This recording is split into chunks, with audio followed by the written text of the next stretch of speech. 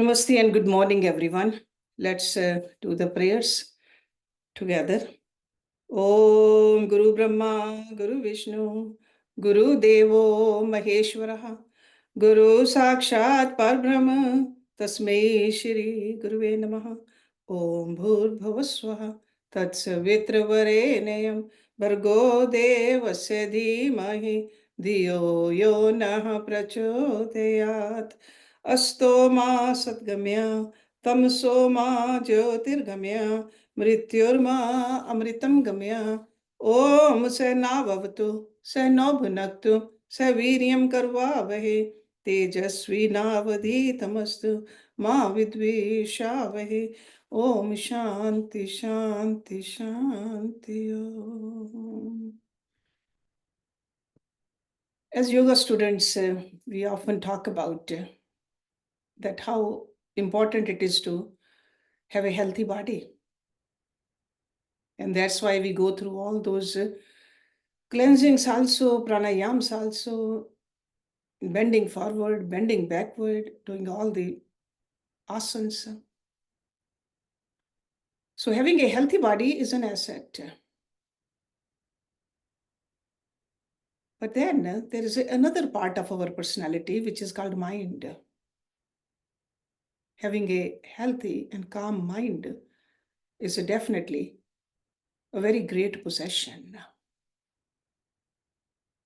because our life is dependent upon this body as well as the subtle body, the mind. Just imagine living a life where nothing disrupts your peace,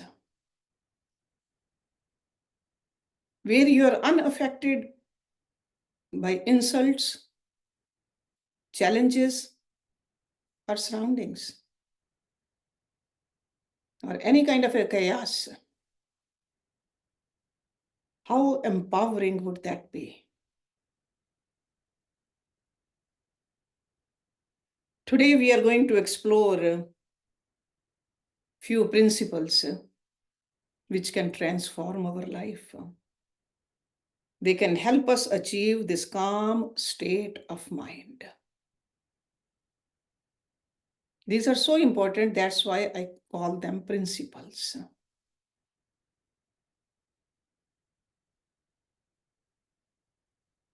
Peace comes from within. Do not seek it outside. We got to remember that.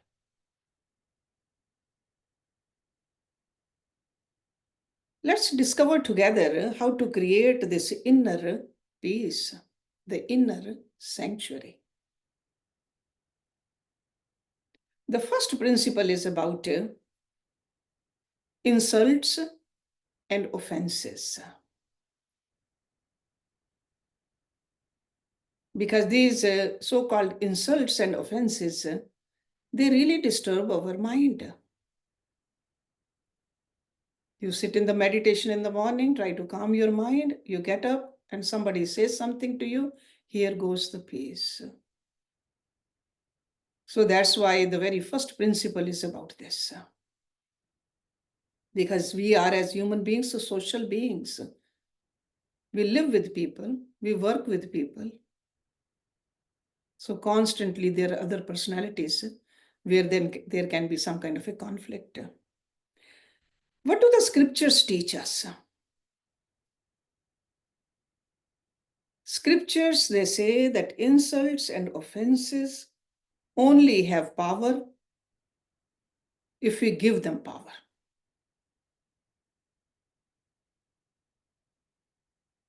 Imagine someone throws a rock into a pond. The water ripples, but eventually it settles back into stillness. The same way when someone says something brutal, something harmful, it can disturb your peace for a moment, but then the choice is ours. Do you want to let it go? Do you want to return to a calm place or not? Holding on to the anger is like drinking poison and expecting the other person to die. We have heard that many times. It's a very powerful saying. This means that when we hold on to anger and resentment, we are the ones who suffer, not the other person. The other person who insulted us. Remember that their words are often more about their own issues than about us. So this is what we have to tell our mind. By understanding that others' words are a reflection of their own state, we should see them with compassion. Rather than letting their negativity affect us. Compassion. Rishi Patanjali gave us the very powerful term for this, karuna. Karuna. Have compassion. This way we remain unaffected and maintain our inner peace. Like the pond returning to stillness after the rocks ripples fade away. So initially it might disturb you, but the sooner you bring your mind to the calmness, better it is for you by remembering this first principle. Principle number 2. Transform everyone into a teacher. We are encouraged to see every person we encounter as a teacher. This means everyone we meet, whether they bring us joy or challenges, has something valuable to teach us. When watching after yourself, you watch after others, and when watching others, you watch after yourself. By adopting this mindset, we can turn these negative experiences into opportunities for growth. For example, if someone is unkind to us, we can learn patience and compassion. Those are the virtues for a seeker. Viewing others as our teachers helps us remain open-minded and less affected by negativity.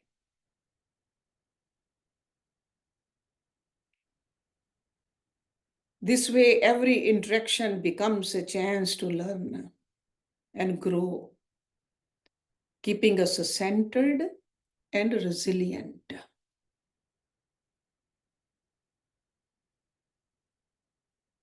So finding always something positive to grow, even in the negativity.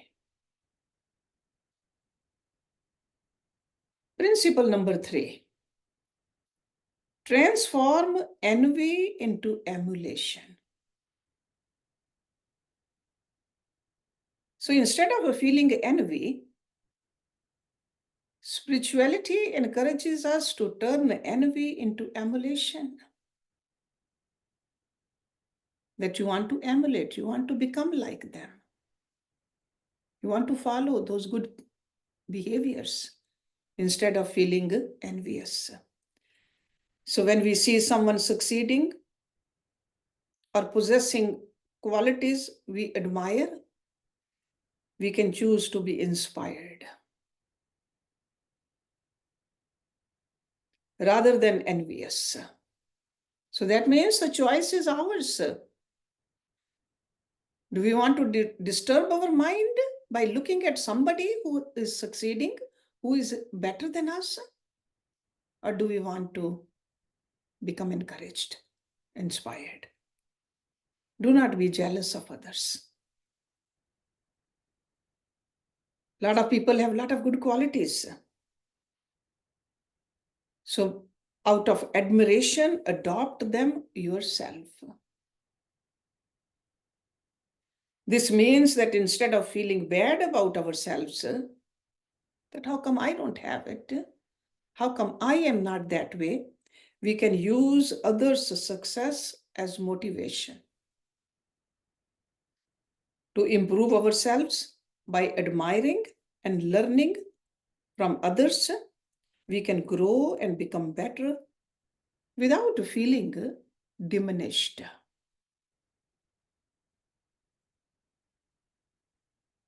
So transforming envy into emulation helps us stay positive, and we can focus on our own growth, unaffected by comparisons and negativity.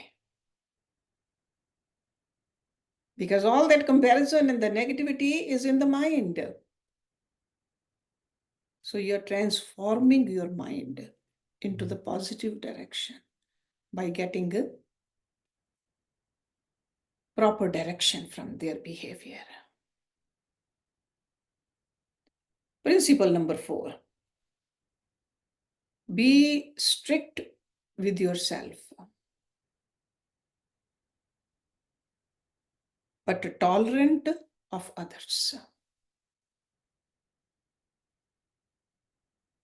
Often we do the opposite and we stay agitated. But if we can be strict with ourselves, live a disciplined life, we want to improve. And if somebody else is doing wrong, be tolerant. We don't know whether the other person is on this path or not. Be tolerant. So we should hold ourselves to high standards. These principles are for the person who wants to improve. So that's why, while being tolerant of others' faults, we can be on this path. This means we should strive for personal excellence without being harsh or judgmental towards others. Because often our mind says they are doing it the wrong. We are pointing fingers towards them. So we should not, if we want to have a calmer mind. You yourself, as much as anybody in the entire universe, deserve your love and affection. By being strict with ourselves, we focus on our own growth and improvement. We become more disciplined and develop a stronger sense of self-respect. We know that when we are on this path, when we do what we are supposed to do, we respect ourselves. We like that. At the same time, being tolerant of others helps us cultivate empathy and understanding, recognizing that everyone is on their own journey. This balanced approach not only fosters personal development, but also enhances our relationships with others. Because often our relationships become sour because we keep on criticizing others. We just keep telling them, you should do this, you should do that. But this principle, keeping in mind, will help us. And the result is that our mind will be calm. So by practicing self-discipline and tolerance, we can remain calm and composed, unaffected by others' actions and mistakes. This way, we build a harmonious life filled with personal growth and compassionate connections. Principle 5. No one can hurt you. No one can truly hurt you without your consent, without your permission. This means that while others' actions can be hurtful, our reactions to them is within our control. No one saves us but ourselves. No one can and no one may. When we develop a strong sense of self and inner peace, we become resilient to external harms. Imagine a tree standing firm against a strong wind. It may bend, but it doesn't break. Similarly, by cultivating inner strength, we can withstand life's challenges without being deeply affected. So this principle encourages us to take responsibility for our own well-being. Instead of blaming others for our pain, we focus on building our inner resilience. Practice like meditation, self-reflection, mindfulness, prayers, they all help us strengthen our inner core, making us less susceptible to external negativity. Understanding that no one can hurt us without our consent empowers us. It gives us the freedom to choose how we respond to life's adversities by maintaining our inner peace and not allowing others' actions to disturb us. We live a more serene and empowered life. Principle number 6, the power of acceptance. Acceptance is a very powerful tool. It involves embracing things as they are without resistance and judgment. Remember these two keywords: without resistance and judgment. Accept what is.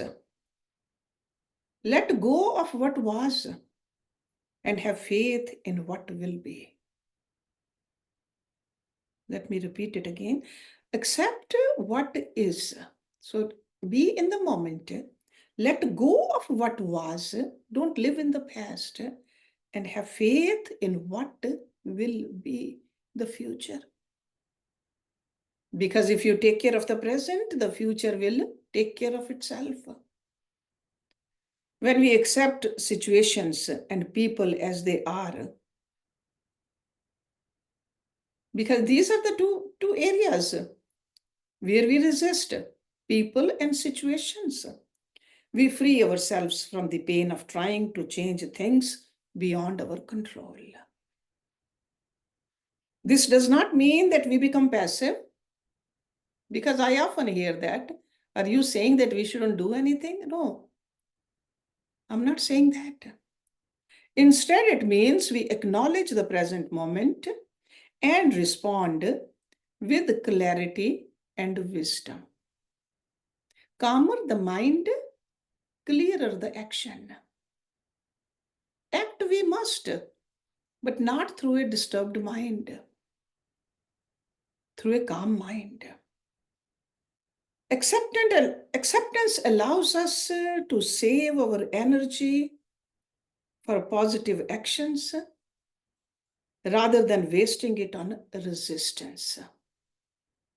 Because whenever we resist, it takes a lot of energy. Imagine being on a boat on a river, fighting against the current.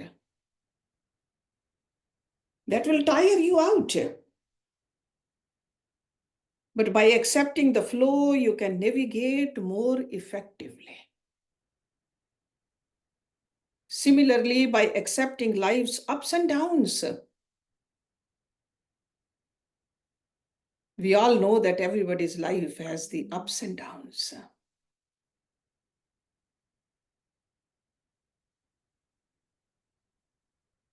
We can handle challenges more smoothly. Practicing acceptance also fosters compassion and understanding. When we accept others' flaws and we build stronger, more empathetic relationships, creating a supportive environment where everyone feels valued and understood. That's how we create a harmonious atmosphere and harmonious relationships. Acceptance doesn't mean we stop striving for improvement. It means we do so from a place of peace. Even a Hatha Yoga teacher says that when you are trying to do some difficult posture, accept where you are first.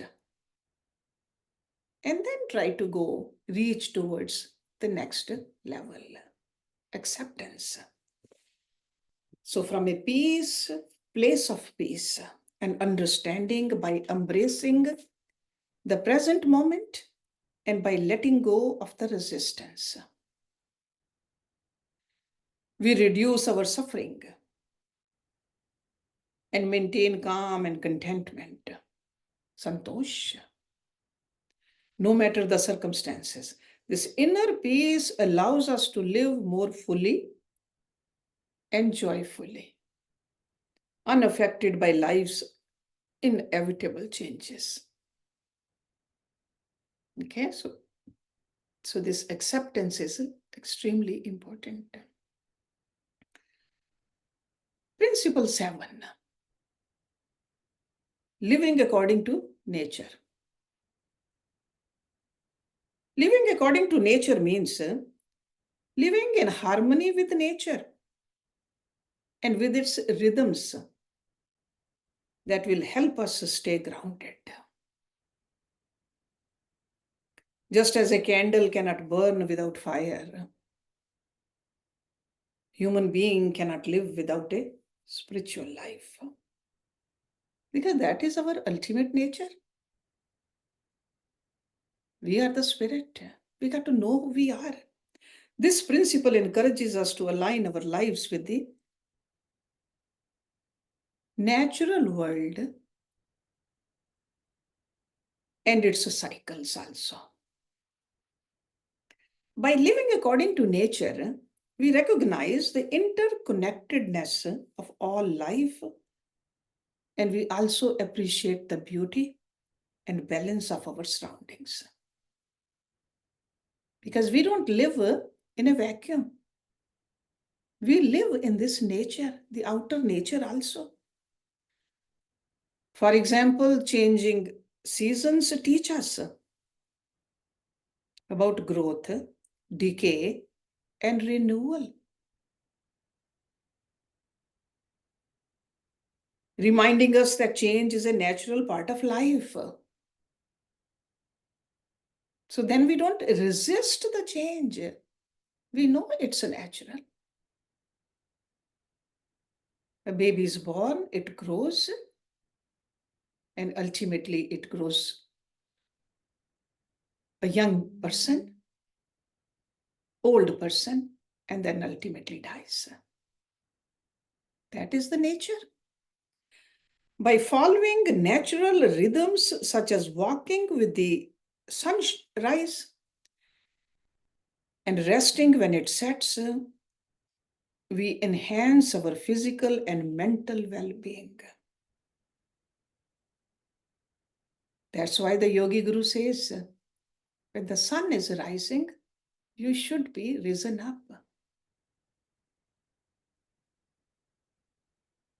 Morning and evening, do the prayers. Be thankful. This is all for our physical and mental well-being. It gets enhanced. This alignment with nature helps us feel more balanced and less stressed. It also promotes a healthier lifestyle.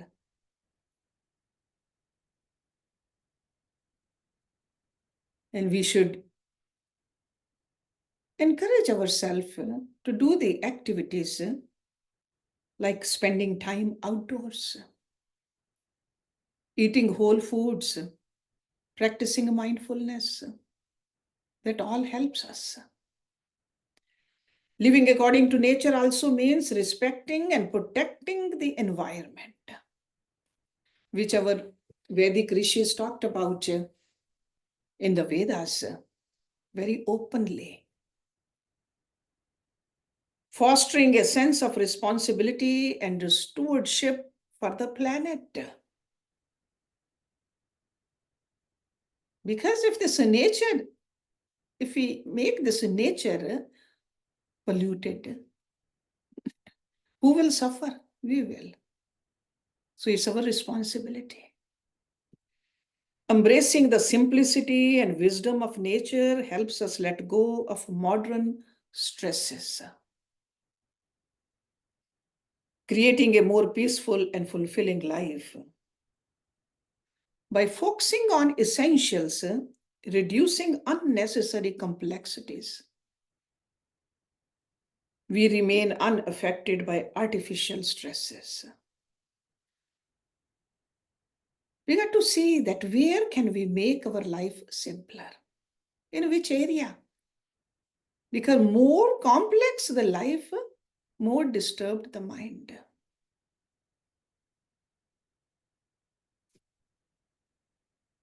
We got to find this strength in the natural world. We got to learn how to integrate this nature's wisdom into our daily lives, which will help us stay connected to our true self.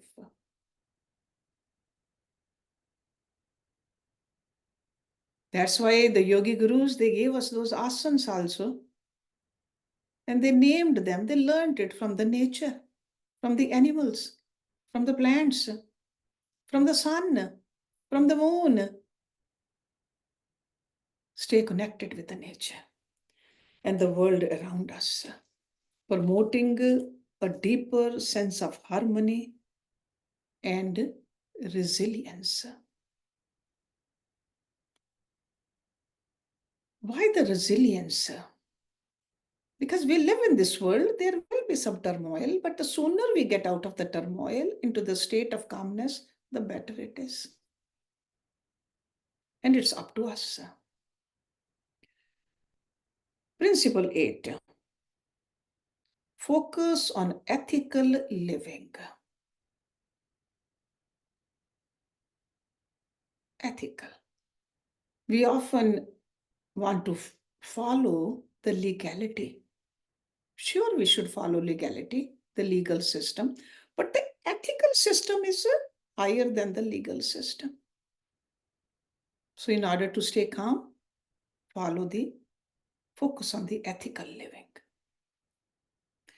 Ethical living is control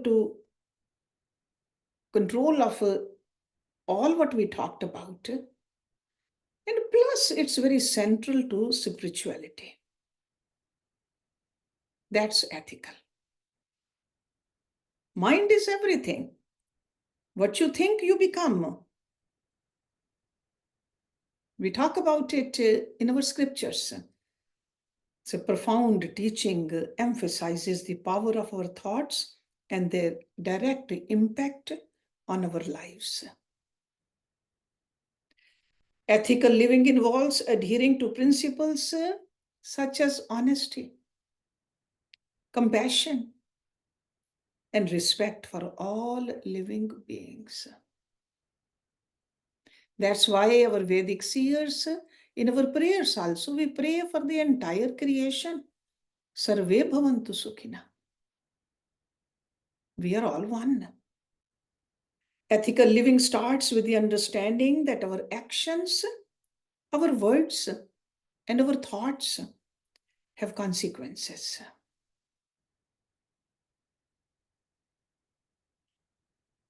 This is called the law of karma.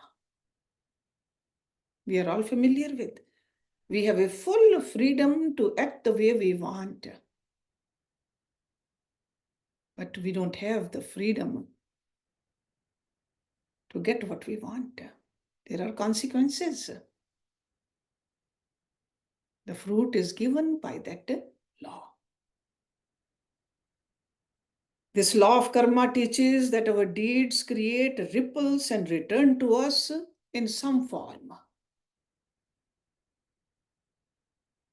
By focusing on right actions and the moral behavior, we build a foundation of integrity that shields us from the negative influences of the world. This means being truthful in our words, kind in our actions, and fair in our dealings with others. When we live ethically, we create positive karma, which leads to a more peaceful and harmonious life. Because topic of today is a peaceful life, a peaceful mind. So if we want a peaceful mind, we have to definitely live a life with a higher ethics.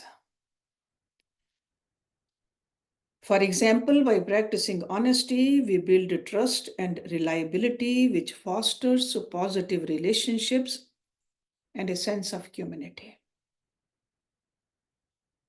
When we speak truthfully, we create an atmosphere of trust.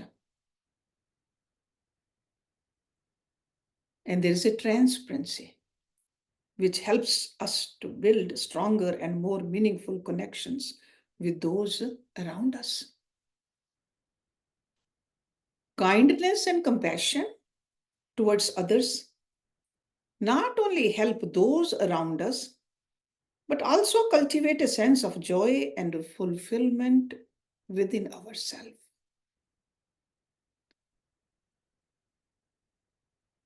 You can remember the last time you lived compassionately towards somebody, how good it felt to you. Simple acts of kindness, such as helping a neighbor or showing empathy to a friend in need, can have a profound effects on our well-being and also happiness. Respecting all living beings, including animals and nature, reinforces our connection to the world and promotes a harmonious coexistence. Again, just remember, we are not living in a vacuum. We are all living together on this earth. Moreover, ethical living helps us develop a clear conscience, reducing feeling of guilt and regret. Because whenever there is a guilt or a regret, that is not a calm mind. So when we are doing what we are supposed to do, of course, the effect of that is a calmer and a peaceful mind.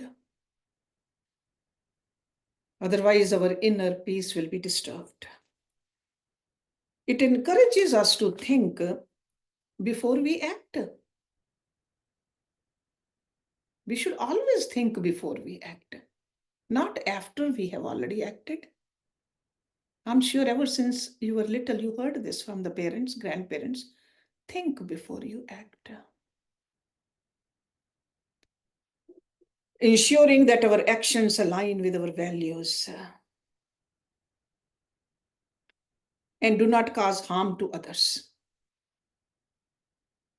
Because if we keep on causing harm to others, we cannot expect a peaceful mind. And this harm can be through the thoughts, through the words, through the actions. In this way, we cultivate a sense of responsibility and mindfulness in our daily interactions. When we refrain from actions that cause harm, such as lying, we know that lying will harm somebody else and us also. Stealing or engaging in violence, we prevent the negative repercussions that follow such behaviors and maintain our mental and emotional well-being. So we got to restrain from all that. That's why the very first step on the ladder of yoga is what? Ahimsa, Satya, Asteya. Those three words. So if you want a calmer mind, we got to follow that. This self-awareness and reflection helps us navigate life's challenges with a calm and composed mind, free from the turmoil that unethical actions can bring. Ethical living also involves self-discipline and self-control. That is must if we want a calmer mind. Self-discipline, self-control. It requires us to avoid behaviors that can lead to suffering, such as lying, stealing, or harming others. When we start seeing the oneness with the others, we won't harm anybody. That is an ethical living. That is a spiritual living. By practicing self-restraint and making conscious choices, we strengthen our moral character and resilience. For example, abstaining from gossip. Because sometimes we think that, no, it's not hurting anybody. But abstaining from gossip not only prevents harm to others, but also keeps our mind free from negativity. Okay? Because mind gets affected. When we are talking negative about somebody behind their back, we are the one who are getting hurt. Gossip can create unnecessary conflict. So relationships become bad and spread false information, leading to misunderstandings and hurtful feelings. Similarly, by choosing to forgive, because gossip is a no-no, forgiveness is a virtue.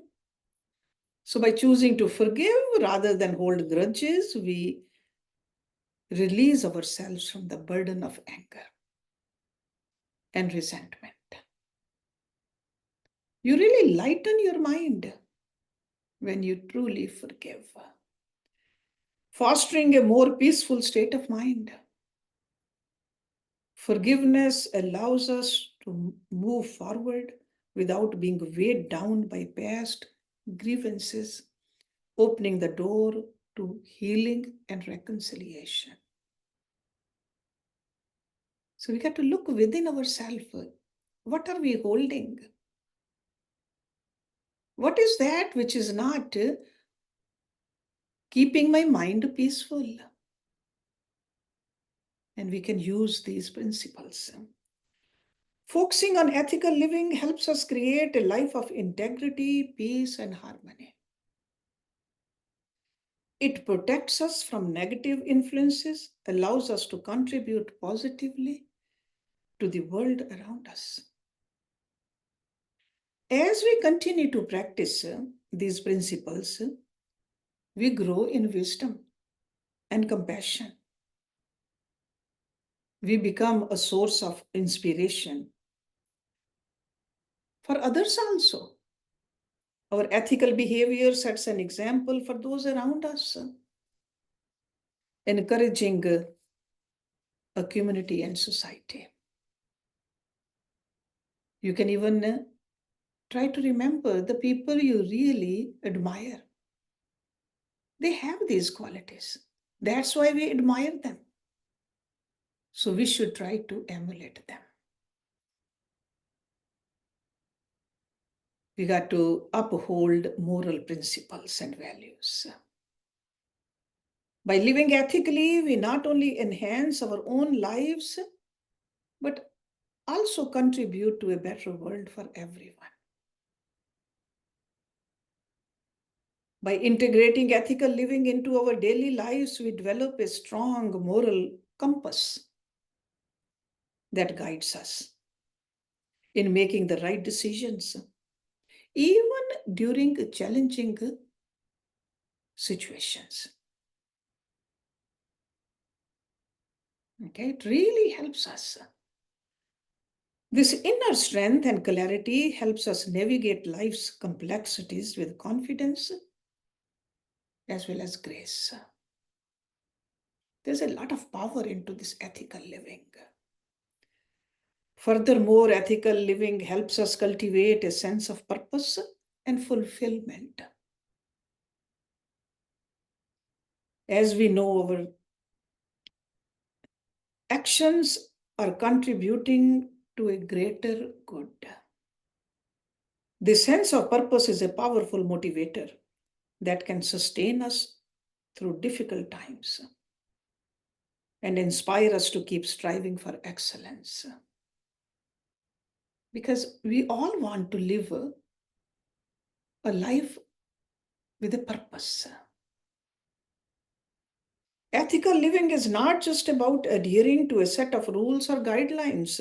It is about embodying the values that define who we are and how we interact with the world. That's why sitting back and reflecting upon it is very important. Who are we? Why are we here? Whose footsteps we are walking on, and what kind of a footsteps we will leave behind. It is about living with integrity, compassion, and respect, and creating a positive impact on the lives of those around us. By focusing on ethical living, we can build a life that is not only meaningful and fulfilling, but also resilient and unshaken by external influences. Because we often say that because of this, my mind got disturbed.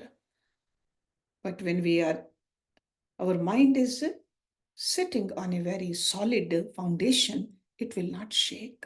It will not get disturbed. It will be calm. It will be peaceful. So it's time to end this class. So I'll stop here. And there are a few more pointers I have, and I'll continue with that next week. Om Purnamada Purnamidam Kurpurnat Purnamudachyate Purnasya Purnamadaye Purnameva Vishishyate Om Shanti Shanti Shanti Om.